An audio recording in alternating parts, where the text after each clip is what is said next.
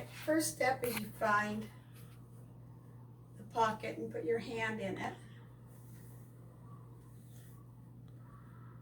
Then you find the other pocket and then you put it over the top. So now you have the two together here.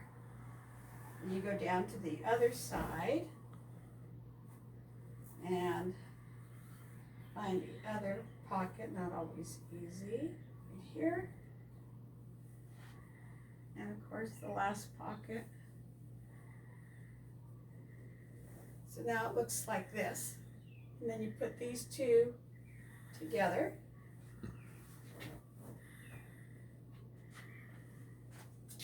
So now all the pockets are on my right hand. I'm going to lay it down on the bed. And then I'm going to fold the top one in and the side in. So it looks kind of like that. I'm going to fold this in about 1/3 of the way. Fold that back on top. In. There you have your folded fitted sheet. Hope that helps you.